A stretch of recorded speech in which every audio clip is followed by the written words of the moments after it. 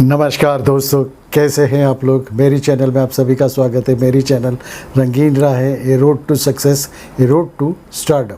दोस्तों, आप लोगों का बहुत प्यार मिल रहा है, वैसे ही प्यार बरसाते रहिए। आप लोगों का बहुत आभारी हूँ, तहे दिल से आभारी हूँ। दोस्तों, ऐसे ही अगर नए मेरे सब्सक्राइबर आते हैं तो अच्छी बात है। वो मेरे जो नीचे लोगो आता है उस पर सब्सक्राइब करके वो सब्सक्राइब कर सकते हैं, मेरी चैनल को सब्सक्राइब कर सकते हैं और रोज़ जो भी नए वीडियोस डालूंगा उसकी इंटीमेशन उनको मिल जाया करेगी। तो दोस्तों, आज का वीडियो शुरू करते हैं। दोस्तों, आप लोगों का बहुत बहुत धन्यवाद। दोस्तों, आप तो जानते हो मैं हर वक्त बहुत ही नए सब्जेक्ट्स लेके आता हूँ, कुछ अलग ही हट के सब्जेक्ट लेके आता हूँ जो कि आप लोगों को शायद नहीं मालूम हो और आप लोगों की बहुत रुचि उसमें रहती है।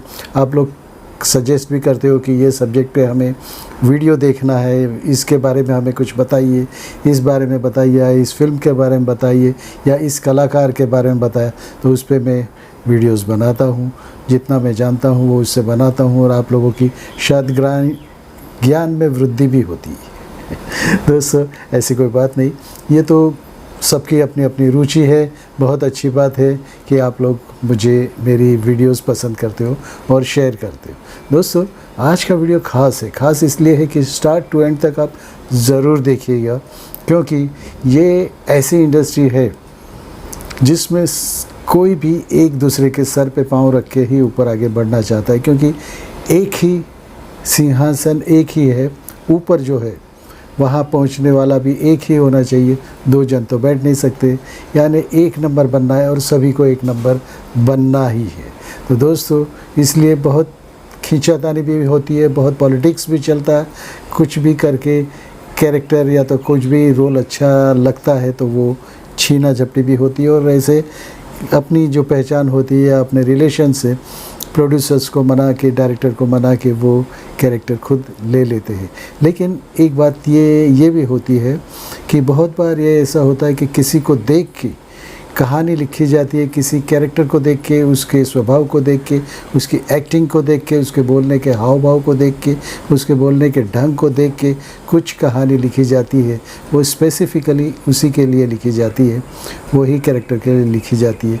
तो दोस्तों, ऐसा ही कुछ हुआ था पहले ऐसा ये हुआ था कि सलीम जावेद ने एक फ़िल्म लिखी थी मेरी जंग। वो उन्होंने अमिताभ बच्चन को नज़र के सामने रख के ही लिखी थी।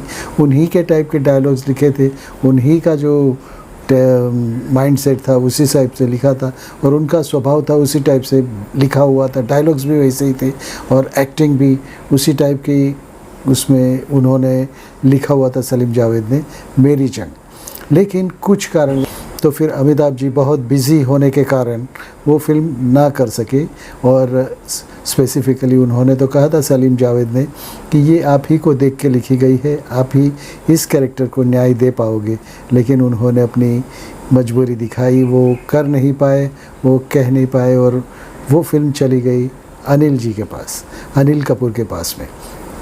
देखो, ऐसा होता है कि ये एक फ़िल्म आप अच्छी ऐसी कर लो जो कि पब्लिक के माइंड में, जहन में चलती ही रहे कि क्या उनका कैरेक्टर था, क्या उन्होंने काम किया था, क्या उनकी कलाकारी थी, क्या उनकी अदायगी थी। तो वो उनका सफ़र आगे बढ़ सकता है, उनका सफ़र बहुत सालों तक, बहुत आगे तक चलते रहता है। तो दोस्तों, यही होता है कि आज अनिल कपूर जी इतने आज भी सक्रिय है, आज भी काम कर रहे हैं, इतने सालों के बाद भी, इतने सालों के पड़ाव के बाद भी वो आज भी काम कर रहे हैं और वो डिमांड में है। तो दोस्तों, ऐसा ही कुछ अमिताभ जी का भी है। अमिताभ जी भी आज कल यानी कि इतने 84, 85, 86 ईयर्स के हो जाने के बावजूद भी उनको काम मिलता है, उनका डिमांड है, उनकी ज़रूरत है, क्योंकि उनको देख के कहानी लिखी जाती है, कहानी का कैरेक्टर लिखा जाता है, जो कि बरसों पहले दिलीप कुमार साहब को देख के लिखी जाती थी, उनके माइंड को सेटअप रख के लिखी जाती थी और वो लिखते टाइम उनके माइंड में वही रहता था कि दिलीप साहब ये कैरेक्टर कैसे करेंगे, तो उनके अनुरूप ही लिखा जाता था। तो दोस्तों, ऐसा ही बाद में भी हुआ कि अनिल कपूर जी को तो ये फिल्म मिल गई, यानी अनिल जी ने अपने बहुत अच्छी एक्टिंग भी की, बहुत जान डाल दी, क्योंकि उन्हें पता था ये फ़िल्म पब्लिक कंपेयर करेगी अमिताभ जी के, क्योंकि अमिताभ जी अगर इस फिल्म में होते, मेरी जंग में होते, तो क्या होता और कैसे कलाकार कैसे एक्टिंग करते। तो उन्होंने भी जी जान लगा के एक्टिंग की थी और वो फिल्म सुपर डुपर हिट बनी थी, मेरी जंग। उसमें बहुत से और भी कलाकार थे, गिरीश कर्नाड थे, नूतन जी थे और जावेद जाफरी थे और बहुत से कलाकार थे। लेकिन अगर अमिताभ जी होते तो सोच के देखिए कि वो मेरी जंग कैसी बनती और अनिल कपूर जी होने के बावजूद कैसी बनी और कितनी ऊंचाइयों तक छुआ, ये तो उस वक्त की बात है। तो वो अनिल कपूर जी का फ़ायदा ही हो गया। अमिताभ जी बिज़ी होने के कारण वो फिल्म कर नहीं पाए। वैसे ही दिलीप कुमार को जैसे लिख उनके माइंड में रख के जो कहानी लिखी जाती थी, उनके लिए कहानी लिखी जाती, उनके लिए ही कैरेक्टर डेवलप होता था और मेन वो ही रहते थे। तो कर्मा फिल्म जो थी, या तो फिर बहुत सी फिल्में हैं जिसमें दिलीप साहब ही मेन कैरेक्टर है इतने सालों के बाद भी। तो दोस्तों ऐसा ही अमिताभ जी के लिए भी हुआ। अमिताभ जी के लिए कैसे ये बन गया कि उनको भी आज भी फिल्में मिलती है, उनको देख के फिल्में लिखी जाती है, उनका ध्यान में रख के फिल्में लिखी जाती है। तो दोस्तों ये हुआ ऐसे कि जैसे आपने टाइटल तो देखा कि अमिताभ बच्चन दीवार और शोले फिल्म के लिए पहली पसंद नहीं थे। पहली पसंद नहीं थे तो कौन था? क्योंकि वो फिल्म में अमिताभ जी को छोड़ दे तो फिर कुछ है ही नहीं, बचा ही नहीं है। क्योंकि वो ऐसे ही लगता है कि उन्हीं के लिए कैरेक्टर लिखा गया है, इतना ज़ोरदार कैरेक्टर जो उन्होंने किया था वो उन्हीं के लिए लिखा गया। दीवार फिल्म में जो उनका जो कैरेक्टर था, उनके बोलने के डायलॉग थे, जो डायलॉग वो बोलते हैं और वो जुस्सा जो उन्होंने दिखाया था, भाई तुम साइन करोगे कि नहीं, ये जो जुस्से से बोलते, अपनी आवाज़ में बोलते, उनकी गहरी आवाज़, उनको फ़ायदा हुआ। तो दोस्तों ये कैरेक्टर लिखा गया था शत्रुघ्न सिन्हा जी के लिए। दोस्तों उस वक्त शत्रुघ्न सिन्हा जी की बहुत चलती थी, बहुत अच्छी फिल्में चलती थी, हर फिल्म सुपर हिट थी। विश्वनाथ सुपर हिट थी, बहुत सी फिल्में, काली चरण भी फिल्म में हिट हो गई थी। दोस्तों अगर बॉलीवुड की बात करें तो बॉलीवुड में महानायक यानी अमिताभ बच्चन जी महानायक कहे जाते हैं। क्यों महानायक, किस लिए, कैसे बने, बहुत सी कौन सी फिल्मों से बने, ये सब मैं बताऊंगा आज। लेकिन आप सभी को तो मालूम है, क्योंकि ये जब शत्रुघ्न सिन्हा जी के लिए लिखी गई 2 फिल्में थी, दीवार और शोले। दीवार और 2 फिल्में शत्रुघ्न सिन्हा जी के लिए लिखी गई थी, दीवार और शोले। उनका कैरेक्टर देख के ही लिखी गई थी, लेकिन ये कुछ काम की वजह से शत्रुघ्न सिन्हा जी ने ये फिल्म नहीं की, दोनों फिल्म उन्होंने रिजेक्ट की। तो अमिताभ जी के खाते में ये फिल्म आ गई और अमिताभ जी को इसका बहुत बड़ा फ़ायदा हुआ। ये पहली पसंद नहीं थे अमिताभ जी, पहली पसंद शत्रुघ्न सिन्हा थे।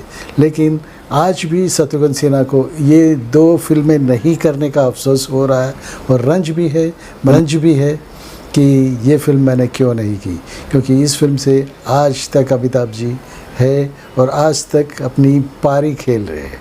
वैसा ही अनिल जी के साथ भी हुआ। अनिल कपूर जी ने भी जब ये फिल्म की मेरी जंग, उसकी वजह से उनको इतनी कैरियर को इतना अच्छा मिला कि आज तक वो भी एक्टिव है।